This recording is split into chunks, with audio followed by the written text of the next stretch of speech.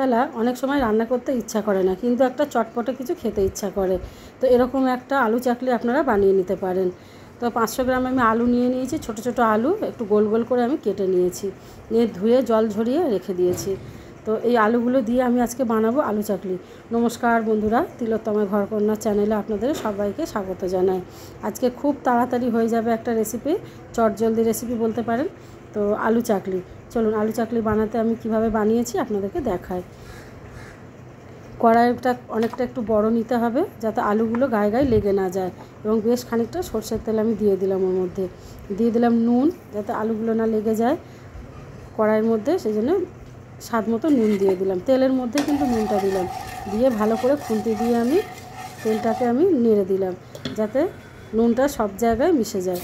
দিয়ে দিলাম কেটে রাখা আলুগুলো। এই আলুগুলোকে কিন্তু লাল লাল করে ভাজতে হবে এবং চাপা দিয়ে দিয়ে ভাজতে হবে। আলুগুলো তো আলাদা সিদ্ধ হওয়ার জন্য কোনো জলের প্রয়োজন নেই এর মধ্যে। এনে খুন্তি দিয়ে আলতো করে ভালো করে চারিদিকে ছড়িয়ে দিতে হবে আলুগুলো। প্রতিটা আলু যেন ভালো করে দু পিঠ ভাজা হয়, তো এই কারণে একটু কড়াইটা বড় নিতে বলছিলেন। দিয়ে দিলাম স্বাদ মতো হলুদ। খুব কম সময়ে আর একটা কম উপকরণে এই রান্নাটা কিন্তু হয়ে যাবে, কিন্তু রান্নাটা একটু ভিন্ন স্বাদের হবে এই আর কি। রুটি দিয়ে খেতে তো ভীষণ ভালো লাগবে, আর সন্ধ্যেবেলা স্ন্যাক্সে যদি খেতে চান তো এরকম একটা চটপটা জিনিস আপনারা রান্না তৈরি করে নিতে পারেন। ব্যাস হলুদ দিয়েছি, দিয়ে নাড়াচাড়া দিয়ে চাপা দিয়ে দিয়েছি। চাপা দিয়ে গ্যাসটা কিন্তু সিম করে দিয়েছি। লো আছে ভালো করে আলুটাকে সিদ্ধ হয়ে গেছে। আবার ঢাকনা খুলে নিলাম, নিয়ে খুলতে দিয়ে নাড়াচাড়া করে এপিট ওপিট উল্টে পাল্টে দিয়ে আলুগুলোকে আমি ভালো করে ভেজে নেব।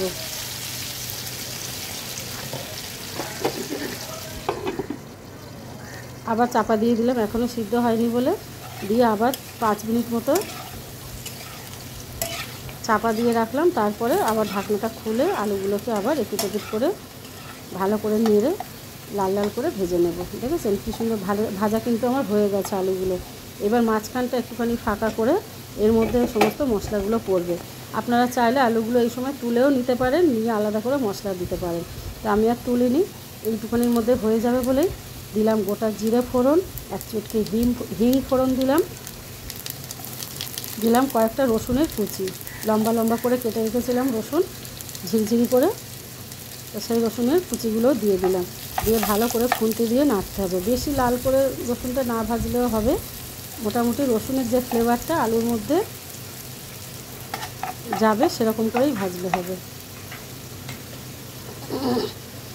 দিয়ে দিলাম 1/2 চামচ মতো লঙ্কার গুঁড়ো, একটু ঝাল ঝালও হবে। দিয়ে আবারও আলুটাকে ভালো করে এরকম এপিট ওপিট করে আমি নেড়ে নেব। নেড়ে নিয়ে আবারও মাঝখানটা একটুখানি ফাঁকা করলাম। দিয়ে দেবো 1 টিস্পুন মতো টমেটো সস। এই টমেটো সসটা কিন্তু বেশি দিলে হবে না, তাহলে মিষ্টি হয়ে যাবে। একদম 1 চামচ মতোই দিতে হবে, যাতে আলুতে সমস্ত গায়ে মশলাটা লেগে যায়, একটু ময়েশ্চার ভাব আসে। এইভাবে যে টমেটো সসটা দিয়েছি ভালো করে নাড়াচাড়া করে আমি নামিয়ে নেব।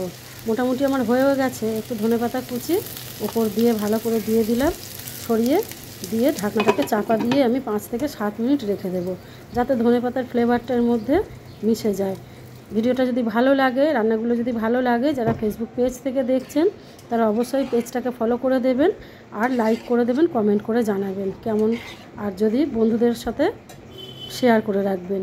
আর যারা ইউটিউব থেকে দেখছেন ভিডিওগুলো, তারা অবশ্যই যদি নতুন হন তো ইউটিউবটাকে সাবস্ক্রাইব করে দেবেন, ইউটিউব চ্যানেলটাকে সাবস্ক্রাইব করে দেবেন, আর পাশে থাকা বেল আইকনটা অবশ্যই প্রেস করে দেবেন, নোটিফিকেশান অল করে দেবেন, যাতে যখন আমি নতুন নতুন রান্না আমি আপলোড করব আপনাদের কাছে সবার আগে পৌঁছে যায়। তো আমার তৈরি হয়ে গেছে টেস্টি টেস্টি আলু চাকলি। আপনাদের নিরামিষ দিনে, নিরামিষ দিনে নয়, রসুনটাকে স্কিপ করবেন যদি নিরামিষ দিনে করেন, কিন্তু টমেটো সস দিয়ে করলেও ভালো লাগে। তাহলে আজকের মতো ভিডিওটা আমি এখানেই শেষ করছি। সবাই ভালো থাকবেন।